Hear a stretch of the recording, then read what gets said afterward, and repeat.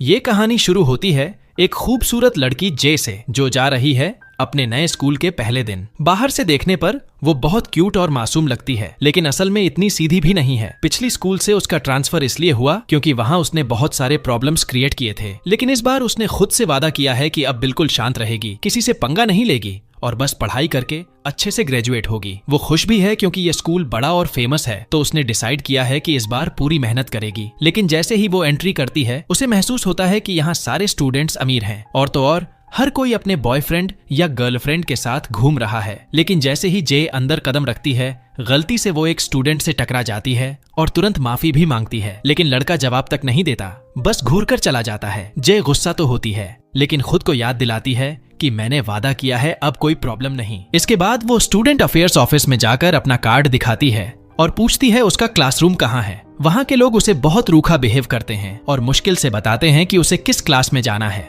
उनके बर्ताव से वो हैरान रह जाती है, लेकिन चुपचाप वहाँ से निकलकर क्लास की तरफ बढ़ती है। जैसे ही वो पहुंचती है, उसे लगता है जैसे किसी टाइम पोर्टल में आ गई हो। जगह बिल्कुल वीरान और गंदी, मानो किसी भूतिया किला के पास आ गई हो। बाकी क्लासरूम्स तो एकदम मॉडर्न और शाइनी थे, लेकिन उसका क्लास एकदम खंडहर जैसा। वो खुद को समझाती है, चलो कोई बात नहीं, बाहर का हाल चाहे जैसा हो, अंदर क्लास तो अच्छा होगा। जैसे ही अंदर जाती है, उसे कुछ लड़कों का ग्रुप मिलता है। वो उनसे पूछती है कि क्लास ई कहाँ है, लेकिन उनमें से एक लड़का जानबूझकर गलत बताता है और उसके साथ बदतमीजी करता है। जे उसे दिखाती भी है कि ऑफिस ने यही रूम बताया है, लेकिन वो सोचते हैं कि ये कोई नई लड़की है जिसे आसानी से बेवकूफ बनाया जा सकता है। तभी उनमें से एक बदतमीज लड़का तो उसे गाली जैसी टोन में बोलकर दूसरे गलत क्लासरूम का रास्ता बता देता है। जे का खून खौल उठता है और उसका मन करता है कि उसका चेहरा तोड़ दे, लेकिन फिर उसे समझ आता है कि ये लड़का असल में बुली है। वो दूसरे क्लास में पहुंचती है तो वहां सब कुछ साफ सुथरा और डिसिप्लिन वाला माहौल होता है। स्टूडेंट्स अच्छे से तैयार, एकदम टॉपर वाली वाइब।